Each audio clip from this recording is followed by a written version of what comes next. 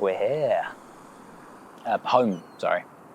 Yeah, I moved back home after I finished university, just for like a couple of weeks, which then turned into 2 years, which is pretty cool. Yeah, I moved back in with my parents, you know, like most people do. Most people don't move back with my parents. Oh, busy house. Who are all these people, Dad, sort of say? It'll be a silly house, if we're being honest. I remember the first week back home, I went for a walk. Well, go on. And I bumped into a kid that I went to school with, which, I don't know, just, yeah, it was really nice. Like, first week back home, reminiscing with someone about growing up here, what we were like at school, what we were doing now in life. That's what I was up to. And I was like, oh, you know, hoping that maybe he did. And then he wrapped up the chat by saying, anyway, man, I better head off, or the wife will be wondering where I am. And I don't know why, but for some reason I thought he was joking. And so I replied, oh yeah, same here. Then he congratulated me on getting married, which is interesting because I'm not married. Well, he thought I was married. Well, because I said I was married. I don't know what I thought the joke. I sort of thought we were just saying things like, oh, I better head off, man, or the wife will be. Wife, love where you've taken this conversation. It's like, whose line is it anyway? It's my line now, and I've got a wife. Then he had some questions about me and my wife. Where'd you guys meet? In my head. How long have you guys known each other? What's that, about 10 seconds now? Most people get married out of love. I got married out of thin air. I was so scared that he'd ask if I had any photos of us together, me and my wife, which I did think as I walked away from that conversation, I probably could have got away with if I'd said like, oh no, it's a long distance relationship. Like if it's a long distance relationship, I wouldn't have any photos of us together. I mean, it is a long distance relationship because we've never met. The distance is time and space. I just thought if I ever bump into this person again though, like this is quite a small town, I just have to come clean and say, look, I'm not married anymore, but not anymore. That's going to sound like the marriage is falling apart. If I'm imagining a marriage, I would like to think it goes slightly better than that. So no, yeah, that's fine. Got an imaginary marriage and a fictional divorce. And to be honest, I don't know I'm going to explain that to the kids. All right, man, you off. All right, see you later. I noticed on the car journey back home that my parents have a sat-nav in the... Oh, it's different. Things are changing. My parents have a sat-nav in the car now. But they're still using like an actual map, a physical map. But they've kept the lady on like volume 2. So she can sort of still feel like she's helping out, I guess. Turn left, make a U-turn where possible. Directions now sound like secrets. And then the sea comes into view, my old school. I'm reading the name of the street I grew up on. All the answers to my password security questions, Liver. If I gave you the tour, you could use that information to destroy me. And then eventually we're here. The old childhood home. As a kid, I remember always drawing that over and over. Sat below like fluffy clouds, you know, that look like thought bubbles, but you know, without any thoughts in them. This crayon home where people were drawn taller than the trees. Stick figures. Holding their bodies up like kites. And I draw like the birds as like little, this is what I did with the birds, guys. I draw them like little flying V's. That's how you get a perfect bird. Like this stretching crayon family live below the alphabet.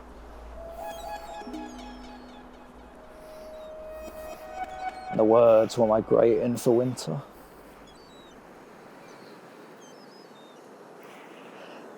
All right. Well, let's give this a go.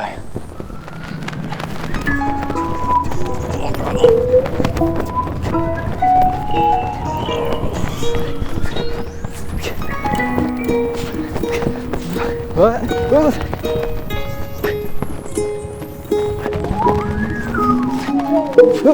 Oh, no, that's... Okay, brilliant, well done. Just a bit of mime really, bit of fun. Shouldn't be this out of breath for miming. Oh, it's interesting. Living back home is like a grown-up for the first time. To live with your parents who are also grown-ups. We're all grown-ups here, hello. Grown-ups, we say, every sort of grown-up morning. A real grown-up bowl of, come on, think of something. Granola. That's a house. And I think I don't know, I feel like you learn new things about your parents as like a grown-up now. Like the first week back home, I learned that my mum said she doesn't really get the hype around Hamilton. What? Well, until I said like, oh, but do you not think it's quite cool though? You know, it's a rap musical. She said, yeah, that's what people are saying. Hamilton's a rap musical. I said, yeah, it is a rap musical. And she says, but what do rats sing about? Well, oh, Mum, it's a rap musical. Yeah, everyone's saying it's a rap musical. It's a rap musical. That's what I'm saying. You're saying rat musical because it's got rap music in it. What's rap music? Dad, what do you think Hamilton's about? Dad, rats, isn't it? What has happened since I've been away? Up is down, left is... It's a rap musical now. Eventually we went to see it. Loved it, obviously. I mean, although you are going to be a bit disappointed if you were expecting sort of rats dancing up there. Why are they that sort of seductive? These rats. We sort of spent half the show just sort of having to like get used to the fact that we're seeing people now. I can't get my head around this. Like children, when they realise parents aren't these sort of immortal beings and that they're just people too, that dream and ache and think Hamilton's about rats. It's a big transition moving back home after university, especially because you go from all that freedom, you know, sex, drugs, to then just sort of listing things you never did or had. No. Right, yes, should probably get my life started now. Even though, you know, I know there's plenty of time to get life going. I'm only 24, you know. So why, 25, keep forgetting that. 26 next week. 26, pretty cool. If young me could see me now, I'm watching TV in the middle of the day. Yeah, buddy, I can do this whenever I want. Just please don't ask me about any other part of my life. But why, guys? Have a listen to this. Is there this sort of big old pressure to achieve everything when you're young? Like when you're physically smaller? Like, oh, Orson Welles was only 12 when he made Citizen Kane. Yeah? Well, I've never even seen that film. It's on the list. I'll get to it. Everyone goes at their own pace, sort of to get where they're going. Look at the universe. The universe was what? 4 billion years old before there were any signs of life? Just sat around for ages collecting dust. And from that came everything, including us. So hang on. Maybe we've already done enough. And then you do look at Timothy Chalamet and think, oh, no, definitely I haven't done enough. What am I? I'm a little slug. I'm blaming Timothy Chalamet. Because of him, I can't even have a peach without feeling like I'm not really putting everything I've got into it. Did try eating more fruit and veg when I moved back home. Rumours are true. Getting my 5 a day in at me is my main sort of goal in life currently. Except most of the time, it does get to like 2 minutes before midnight. I'm looking at the clock and I realise, oh yeah, I haven't had any of my 5 a day again. All right, I start running around the house, grabbing a grape, a fistful of peas, any sort of berries or green I can grab really before the clock strikes 12. It's a race against time. Banana's going down in 1. Smooth go. It just has to. I eat like a bird now. Oh, one week I was so like, I don't know, distracted with stuff. I forgot to have any of my 5 a day all week. So then I got to Sunday and I had to have my 35 a day. And I actually felt amazingly ill. I think I tried to eat sort of more healthy because I don't know, like sometimes I can get quite sort of worried about the idea of getting ill. You know, I got a bit of a silly wrist. Okay, I have Alzheimer's sort of vibe. I don't think it's been anxious. You know, everyone's scared of things, aren't they? Things that might happen, things that have happened, things that are happening. I don't think it starts on the wrist at 20. But then you still Google it, you know, how do you get Alzheimer's? Which sounds like I want to get it. Then you research it more and it's like, oh, 1 in 10 people get this. Oh, 1 in 10, okay. Yeah, and then I think, oh, maybe this isn't anxiety. Maybe it's just arrogance, because 1 in 10, oh, that's definitely going to be me. That's definitely going to be me then. Obviously, come on. I think I've always been a bit like that, sort of, yeah, terrified. I remember on a school trip when I was younger, I got really scared walking through this creepy cave. You classic sort of school trips. You go through the creepy cave. And my teacher tried to reassure me by saying, hey, it's okay. You're not going to die. And I burst into tears because I thought that meant I was going to live forever. You're not going to die. I'm not going to die. Like, ever. I'll see everyone I love be ravaged by time. I'm not going to die.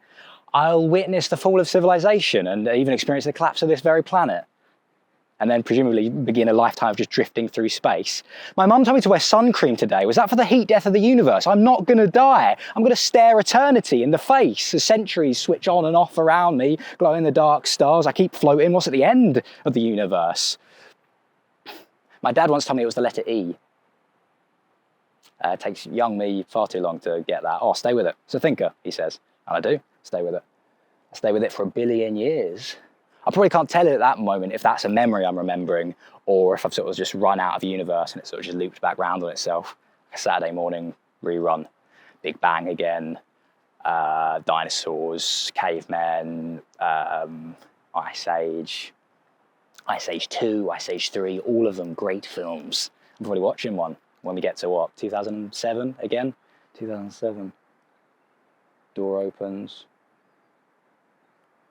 Pause Ice Age. Mum and Dad just got back from the hospital and it looked like such a normal day, 2007, but they just received bad news. I found a medical journal in my school library shortly after that, which I weirdly actually found again the other day online. We've stopped all the space stuff now. It was a bit sort of wacky, wasn't it? Where is it? Yeah, here we go. Parkinson's disease, PD, was first described by Dr. James Parkinson in 1817 as a progressive neurodegenerative disease. Parkinson's disease, PD, was later described by your father in 2007 as I'm sorry, and by your mother as you don't need to say sorry, and by yourself as does anyone want a cup of tea. Research suggests that for a while nothing much changes. Families still say horses when they see horses out the window. They still never finish that game of Monopoly. They still stand there for way too long as mum waits to take photos. You got it? Have you got it? According to experts, experts will just call these sort of normal memories, really. PD has progressive degenerative effects on mobility, muscle control, and later can cause cognitive decline. Nice. Most symptoms of PD can first occur when you hand your father tea in his favourite mug. The mug will smash into tiny land-shaped shards. All the undiscovered countries that were hiding in that cup. The disease has significant clinical impact on patients, families, and viewers. You're in it too, as they will have to sit through whatever sort of this is, really. It's a direct quote. Okay, yeah, it just goes on and on. It's a bit rambly, really. To be honest, I think I was too young to really actually remember being told about that, or maybe some memories are sort of just too big. You have to grow into them. And a normal memory now would be sort of slightly taller. Maybe I'll be able to see over the dinner table stuff I missed the first time. A little, look between mum and dad, or a whisper or a sigh, holding tight of each other's hands. Because how did I miss that? This arrival. A progressive disease, by the way. Progressive means it gets worse over time. The Pirates of the Caribbean films. Or bananas, or just any sort of fruit or veg product, really. The brain keeps losing nerve cells. You looked under the sofa, yeah. Even though we know they've died. If that cells keep dying, I've just been I always thought should we not be doing something to mark their passing, or a death is a death, right? I don't know. I'm not saying newspapers should start publishing obituaries for cells or engraved dedications on benches. Cells like to sit here. Dad preparing a eulogy for his own cells. This is what sort of world is this? Clearing his throat. Go on, Dad. There's different rules in this world. These cells belong to motion. A game-winning serve in tennis, a grip that could hold 12 shopping bags in one hand and carry them to the front door in one go. If there was an Olympic event for carrying the shopping in, this would probably win gold. And these cells belong to shoulders. A child could sit on, watch fireworks, dance in the dark. 6 months after moving back home, and Dad is just stood frozen completely in the middle of the road, can't move. We're in London, Mum, Dad and I, we've just seen Hamilton with 0 rats, and now cars are beeping and people are looking, and afterwards Dad just says, oh, you should put a hat on the floor, paint me silver. Could have earned some money from that. A week later, and Dad would have decided to go ahead with the brain operation. I think we're going to go ahead with the brain operation. Okay. Oh, really? Yeah. Okay. Cool. Yeah. How'd you feel about that? Oh,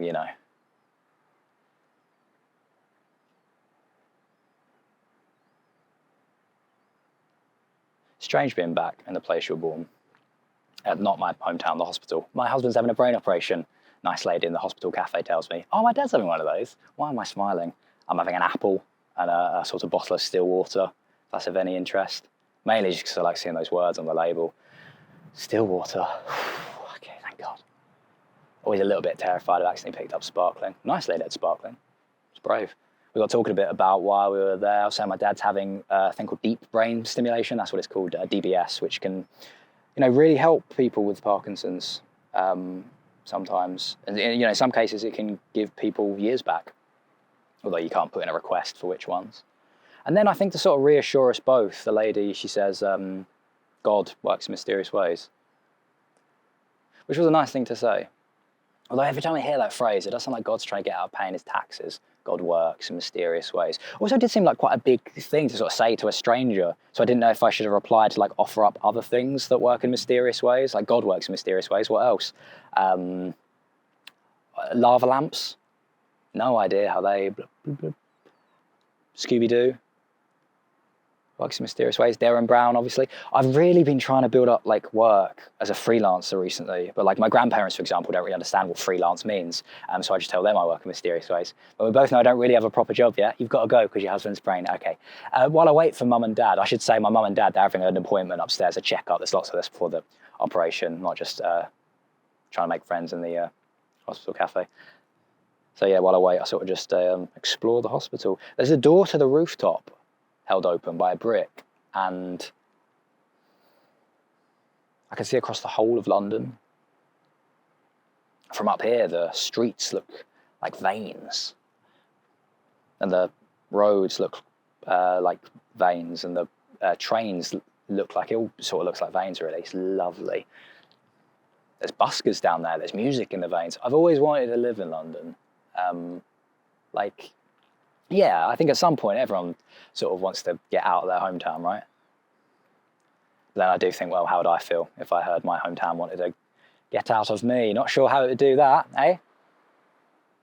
Sort of burst out of my chest like an alien. Home's where the heart is, so that makes sense. But then where's all the other stuff? Where's stomach? Where's ribs? Is home where the ribs is, or is ribs in a hotel? Sometimes I find it quite tricky to know what to get on Mother's Day, because my mum got me lungs.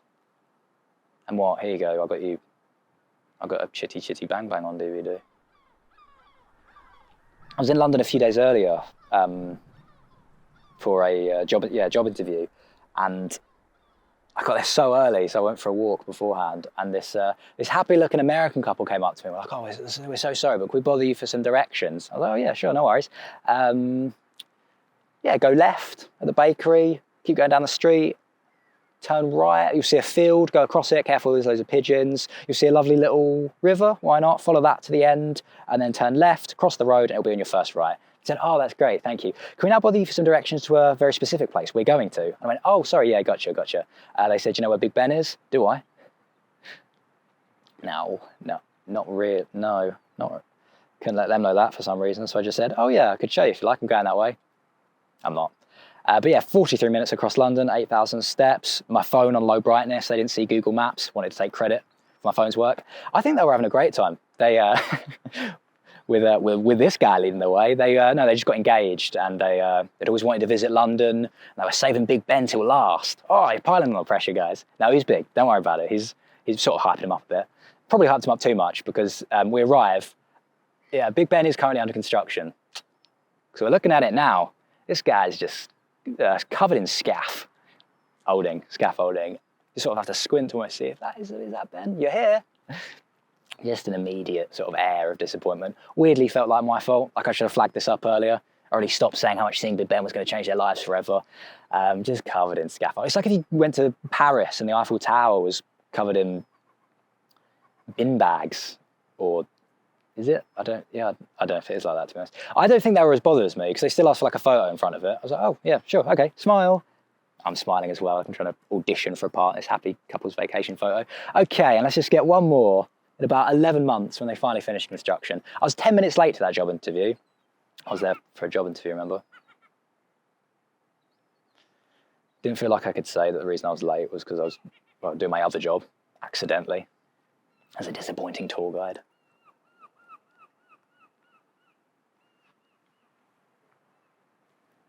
Mum and I are in the supermarket, and yeah, Mum's just finished work. And today, a lady called and asked for care because her husband has something called Parkinson's.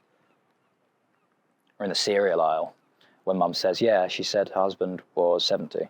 Sort of doing the maths on the shopping trolley, calculating how long until. I don't think we need cereal. Mum's other job is officiating weddings. Her 2 jobs. The newlyweds at the altar. The lady whose husband's in bed. It might not go like that.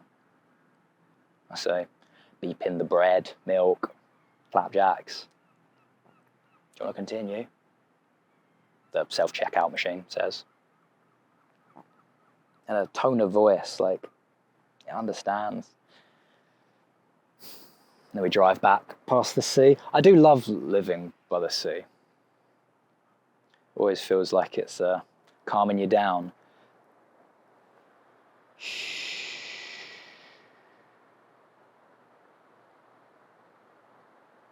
And then we get back. Don't worry, I'll get that. Bread, milk, flapjacks. Mum stays in the car with the engine on. And you don't know what to say.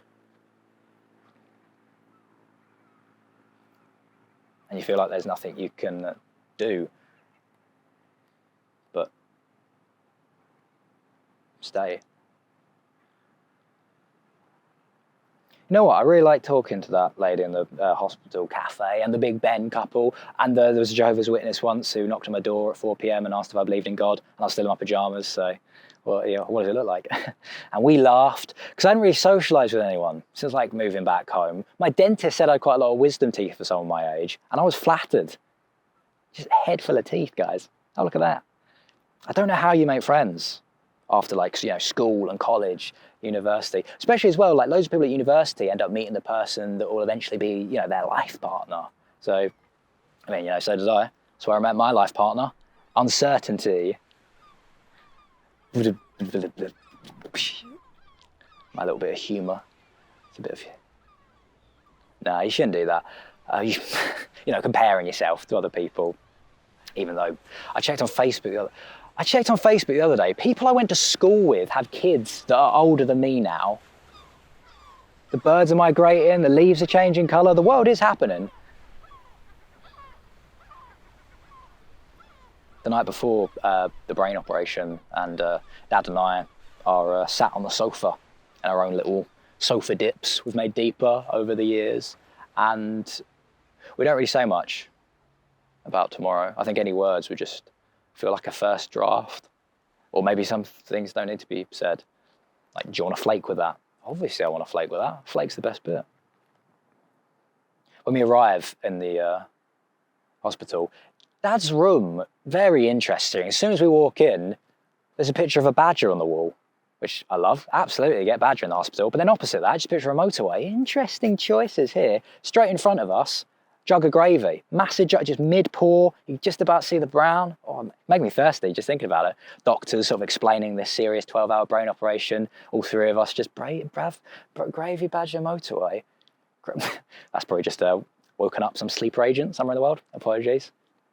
Dad unpacks. He gets his iPad out because he asked me for some film recommendations. And I tried to sort of convince him to not download some films that maybe like critically didn't perform as well, like just in case he ends up really enjoying them. And after the operation, the doctors can't accurately judge his state of mind. So we do both agree not to download Jaws 4. Okay? All right. Well, yeah, see you later. We hug. And over Dad's shoulder, I am now looking at a badger. And over mine, he sees the motorway. I counted sheep for the first time that night. Give that a go, see if that works. It didn't.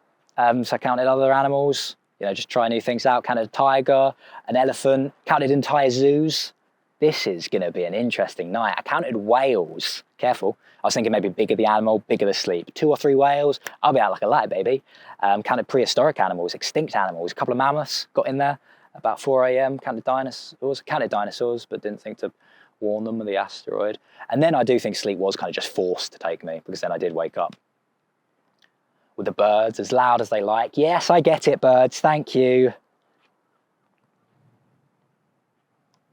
when we walk into Dad's room, he's not awake yet. And at first I can't really tell if it is Dad because with the bandages over his face, he looks more like a mummy than a daddy, is a note that I think is appropriate to write in that moment. Yeah, get that down, get that down. We won't know for 6 weeks if the operation has worked, which is when they flip the switch on and turn the brain stimulator. For the entire operation, 12 hours, Dad's been without medication. So when he opens his eyes, the doctors have to quickly get them back in. And so many. Zadigo, Mirapez, Lexipor, Zovapin. These are names from Star Trek. Sure, just X's and Z's, wherever they like. Second half of the alphabet is definitely where all the creepy letters live. Yeah, the doctors aren't really sure what each tablet is or when they need to be taken. So Mum ends up writing about 6 pages of information. She sharpens her pencil 3 times. I think she's writing it on napkins, but she's getting it all down. You know, Dovapine, Mesopor, Mira. And then I'm sort of just stood there writing, well, this. And this. And this. I didn't used to feel as guilty living by the sea. But then in those 2 years, I did become a pescatarian, which is, I shouldn't say that too loud. I shouldn't say that whilst looking directly at the sea. I became a pescatarian way too loud. There's people walking their dog. I've been a vegetarian for ages, but I'd felt a bit weird for ages. And then I woke up one morning and then just had a little fit, which is sort of just writhing on the floor. Now I thought that fortune teller said I'd be thriving on the floor. My mum's by my side, calmly trying to say, Myles, if you think you're going to throw up, could you just try and avoid the carpet? Mum, I'm no longer in this reality. I'm on a plane of existence where carpet does not exist. Can't speak though, which is weird. Dad's saying, you okay, buddy? Yeah, all good, Dad, no worries, cheers. Ambulance shows up. How many fingers am I holding up? What day of the week is it? Which I don't know on the best of days. It was fine, had some blood tests at the hospital. Turns out I just have B12 deficiency after all that. Meat has a lot of B12 in it, and I ain't be having my meat. Don't say it like that. I haven't been having my meat. Say it like that. So the doctor did say, maybe improve my diet and maybe start having more fish, which can really help. Become a pescatarian. The slippery slope back to meat. The doctor said those were his exact words. So for medical reasons, I am back on the fish. And it's an interesting time now living life as a pescatarian. Spent half my life as a vegetarian. And now, it doesn't really make sense being a pescatarian. Like, deep down, I still feel like that veggie boy. But now it's like, oh, no, I'd never eat an animal. I'd never eat an animal. Oh, unless it can swim. Then it will kill everything in the ocean. I'll just eat one animal. I'm a pescatarian. Sounds like you've got a vendetta. Bruce Willis is the pescatarian. I walked out of that appointment and just thought, well, why am I fine now being a pesky? I sort of look back in my life, what events have happened to shape this decision, because I'm fine with being a pescatarian now. I went back before I was even born. I went back a billion years, went way too far to when life was sort of bubbling in the oceans, to crawl out onto the beaches, to become us, just like that. Where that first fish got that idea out of the blue to create humanity. I know we aren't fish. I'm missing out sort of integral parts of evolution there, but maybe that's why I'm a pescatarian and fine with it. I just wish those first fish had sort of looked around and thought, well, guys, is this what we want to be doing? All of this? Because eventually those fish would evolve and I'd be here. And that's why I'm a pescatarian. I eat fish because I hate myself. Okay, that's fine. Okay, just something to think about. Food for thought. Is the food going to be fish? Okay. I really tried doing more of that in those 2 years, like talking to myself, positive thinking. It's okay. You got this. You got this. Yeah, you got this. You deserve. Why did that sound sarcastic? Why does saying I deserve happiness sound sarcastic? I got my scarf caught in the door of a train and immediately said out loud, oh, fantastic job there. Well done. And I had to think, does sarcasm sort of confuse your inner child somewhere in there? I'm waving at someone who's waving at the person behind me and I say, oh, fantastic, well done. I trip up the stairs. Good job there with the stairs. My inner child's thinking, God, I'm doing good up there.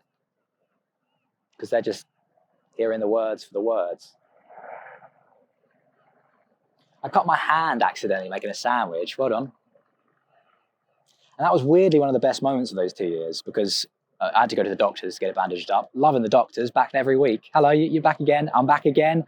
Cut my sandwich. Well, I cut my hand instead of a sandwich. We love all this, Myles. And yeah, the doctor just said it was fine, just keep it elevated for 3 to 4 days, which I actually loved. Like, I did not mind that, because for 3 to 4 days with my hand in the air, like I was back in school, it really looked like I had an answer.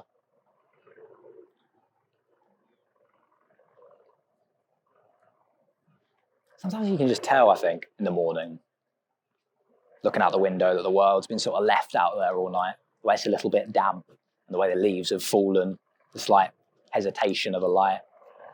Mum pulls the curtains back, and yeah, today's the day they're going to switch the stimulator on. We're sat with the doctor who's got a remote. We all sort of look at each other and they turn it on. Okay, I mean, I don't want to jinx it. Is everything perfect now, forever? Or no, we sort of have to slowly start turning it up. Sorry, doc, you do you. Carry on. It's not immediately obvious what sort of effect it's having. It can be more obvious, maybe if like someone has a tremor, and then it can immediately stop. You know, but everyone with Parkinson's is different. That's not really one of Dad's symptoms. So we sort of wait for a bit. They turn it up higher and higher. And I noticed Dad's got his fingers crossed, which I don't think he's been able to do for years. And they turn it up higher, they turn it up again and again, and Dad sits up a little taller in his chair. And they turn it up again. Dad stands up and his posture looks a little different. And they turn it up again and he walks around the room, his motion a little bit more fluid, and they turn it up again. And when he speaks, his voice is a little louder, and they turn it up again, and we can hear him much more clearer than we've been able to hear him in years. And they turn it up again and again, go for a third one, and again, until we walk out of that hospital and go home.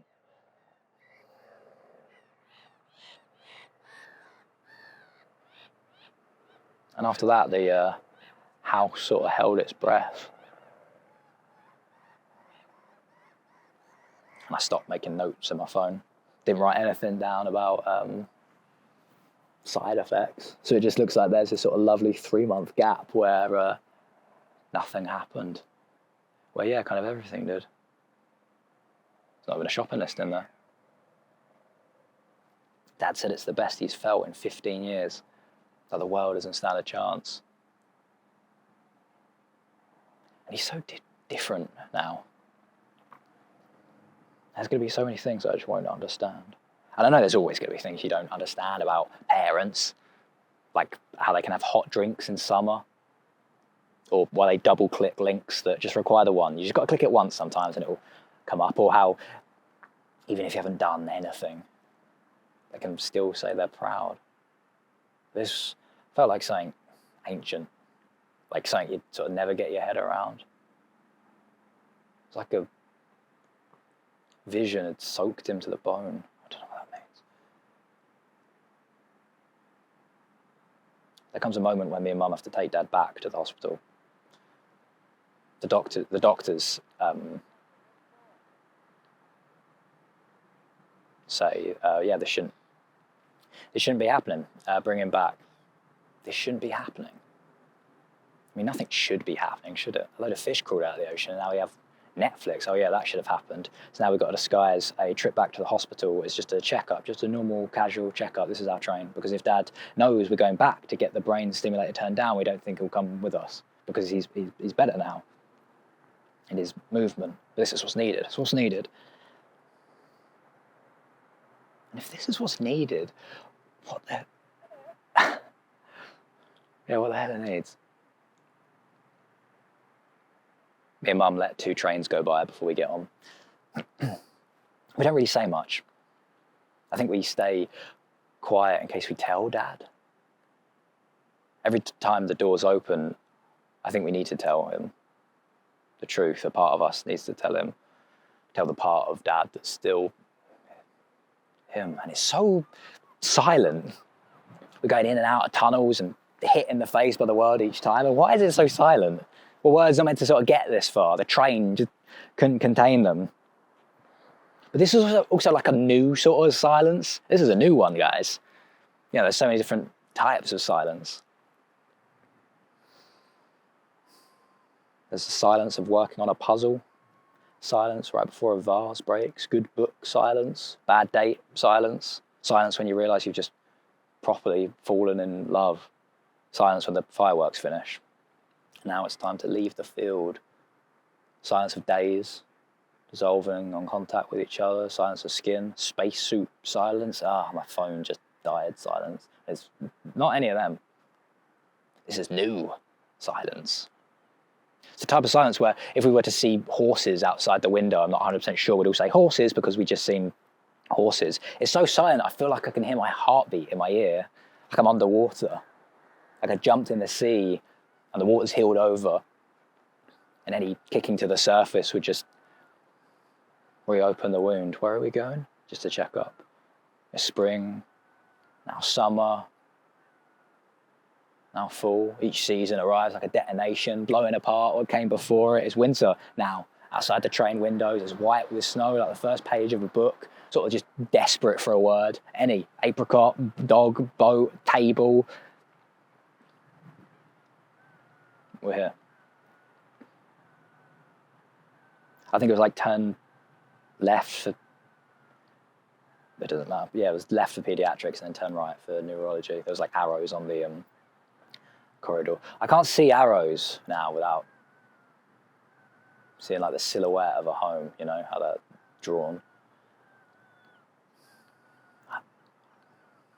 And I don't know where to go. When all the arrows look like home. We're not who we were yesterday. By the end of this corridor, we could be different people again. We now measure time by corridors, and Dad can sort of tell what's happening now. His name's back on the whiteboard behind the hospital bed. You can see his name from last time faded slightly underneath it. And he looks at us and he looks at his name. He looks at it like the reminder is worse than the silence. And he just says, "Oh."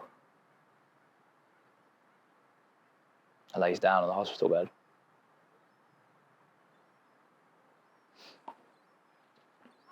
Eventually, me and Mum have to leave.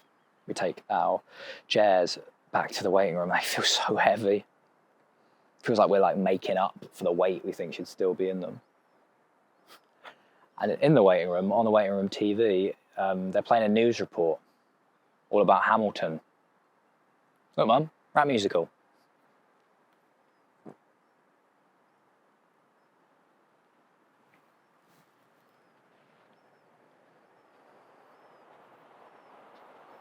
What is it you try and do? Like 3 things you can see around you, 4 things you can feel, 5 things you can see to like sort of calm down panic attacks, which usually works pretty well, I find. Unless you're feeling panicked in a hospital and you think, no, you got this. Just do 5 things you can see around you. Number 1, I mean, it's a bit of an abstract one to start off with, but I'm seeing quite a lot of despair. Yeah, that's lovely, actually. That's worked a treat. Seagulls.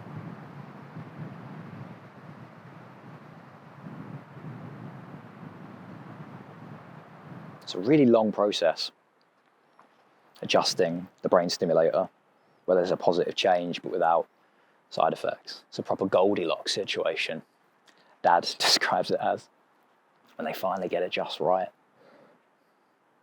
I put a coffee down next to Dad's bed. The first thing he says is, "Sorry." You don't need to say sorry, right? Yeah. Brains are weird, aren't they? And Mum says, "Oh, don't say that too loud, it's just right there." Right, yeah, sorry. You don't need to say sorry. Oh, sorry. Sorry, yep. And it feels a little bit like that silence breaks. And these are our first words. Again. I wonder what the first ever words were. I think like said by like cavemen, hitting rocks, trying to start a fire. One caveman turned into the other and going, "Can we talk?" I wonder what the first thing I ever said was. And not like my first words, like Mum or Dad, but like the first thing sort of I ever truly said, like, oh, this guy's saying things that sort of showed what I stood for, what I was made of. Or maybe it's always been Mum and Dad.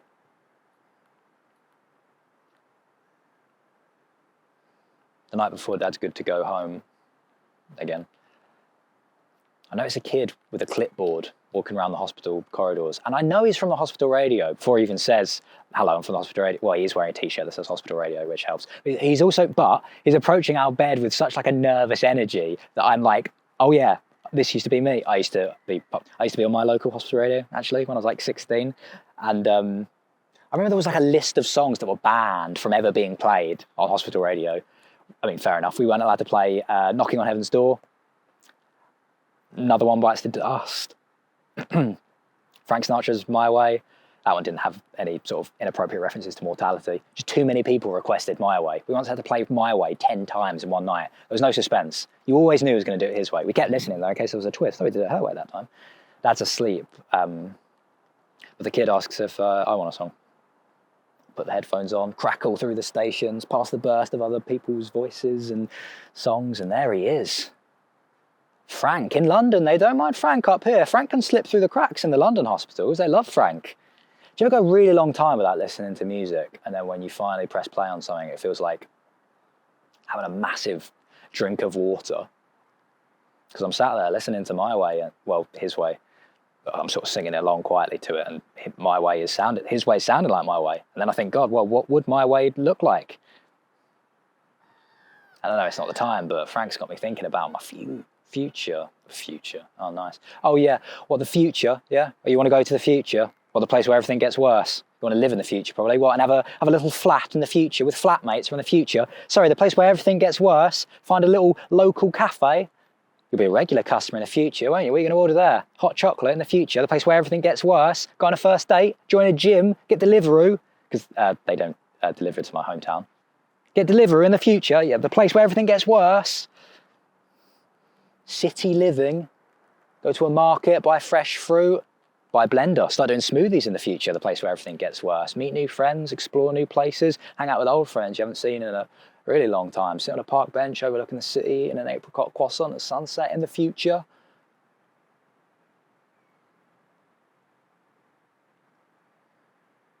Just sort of muttering all that to myself out loud. People are going to think I'm praying. Well, I suppose everything is a prayer if it's said by someone's bedside. In the morning, Dad says goodbye to the nurses and doctors. The brain stimulator is on a much better setting now. And then we're here, back home.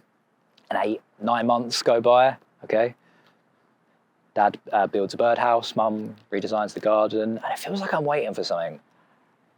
And it feels like I should sort of know what that is, because I am me, I guess. I download a meditation app. Hold on. 9 months. What have you done? I downloaded a meditation app. Every time you opened it, it came up with a message that says, all we have is the moment. Which is like, yeah, true. Although when my parents were my age, they also did have like a house, which there might be a single part of that house that doesn't make me remember every terrifying and happy thing.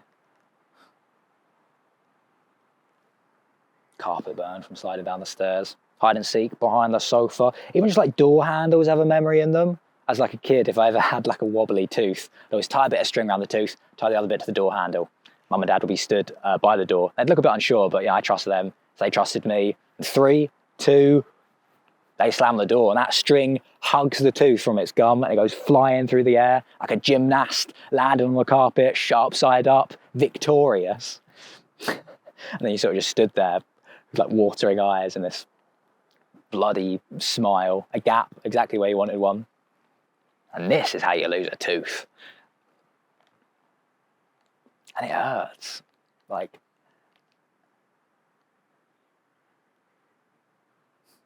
only home can.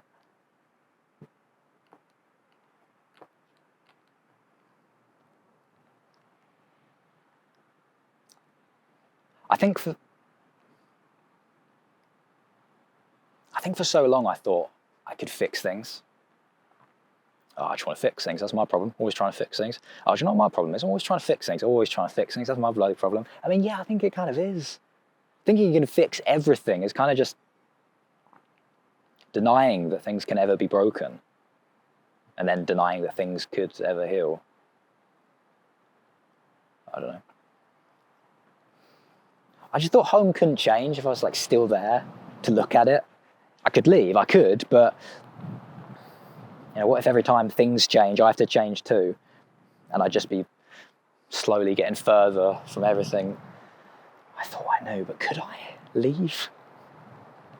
What if I do leave home and all I end up doing is dreaming of going back? Or worse, what if I leave home and I'm okay? So you want to wait, wait for a green light or a phone call, say it's all good, or the permission slip to be signed for the field trip of life. It's, hard to leave what you know. But then I don't think I really know anything. So that, should kind of make it easier. But I just think, change, moving on, it means getting further away from back then. When we didn't know, when we could afford not to. We're still there. Flying kites on the beach. Are they going to be okay?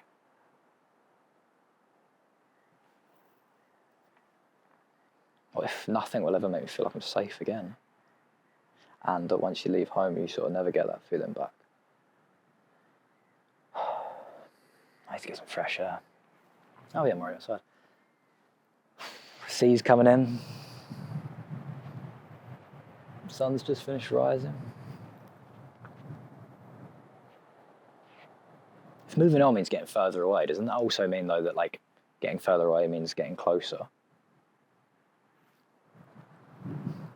To the shore? To the sky? To seeing how brave we've been? Because I want to be a part of life so much. Sometimes it feels like what I was born to do. I don't know if I can keep putting that off. I want to start a new chapter, and preferably one of those books that I've had piled up by my bedside table for years now. I'm sorry, books, I'll get to you.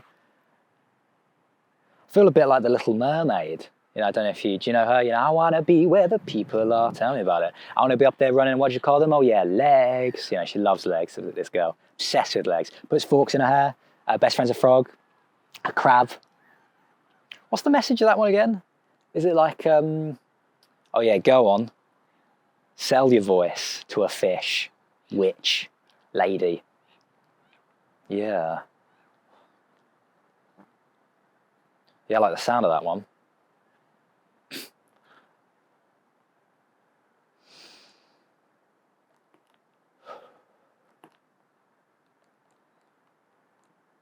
My bags are packed. And before I go, I take a moment to look around my childhood home. I think I'd like to thank the estate agent that showed my parents around this place in the 80s. Now guys, if you want to follow me, now this house, great house. When you read a novel and they mention a house, this will be what you picture. And the light these windows let in will be how you always remember light. I really feel like estate agents should sort of rebrand a bit, call themselves sort of like Cupid type figures. They make people fall in love with houses sometimes.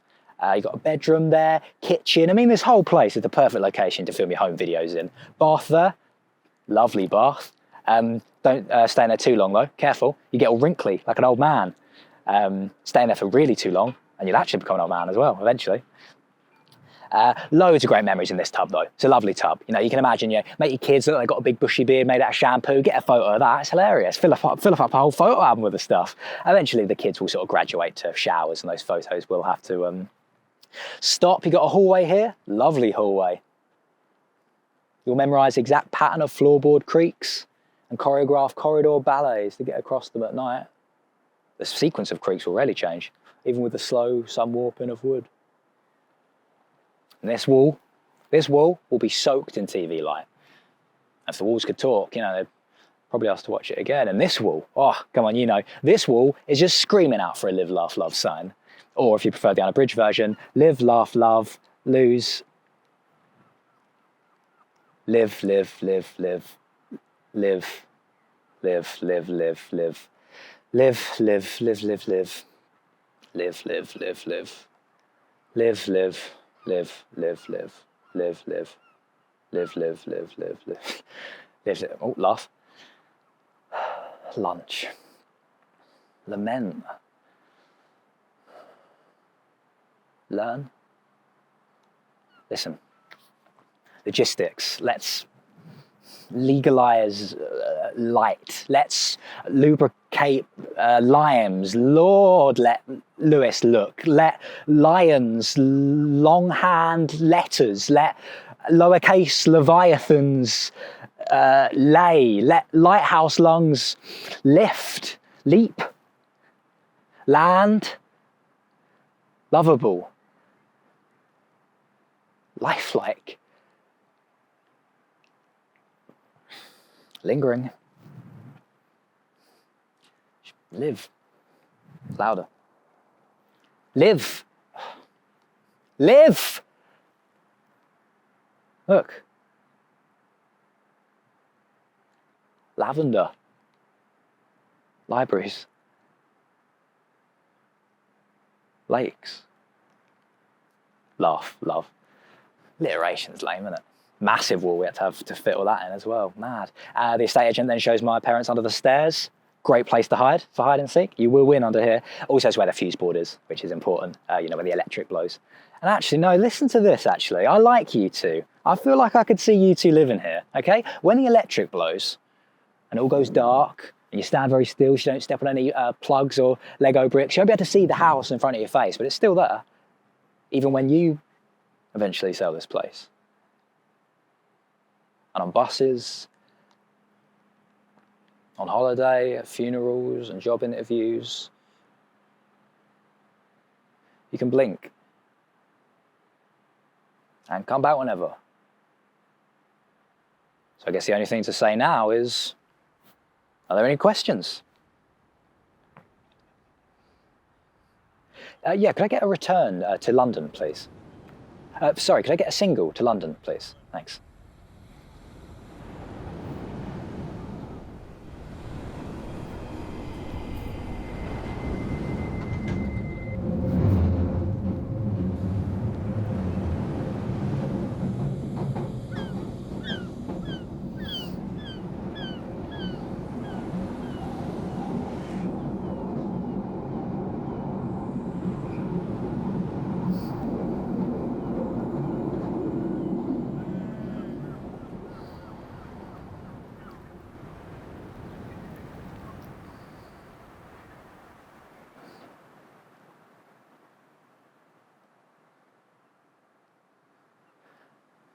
I'm here.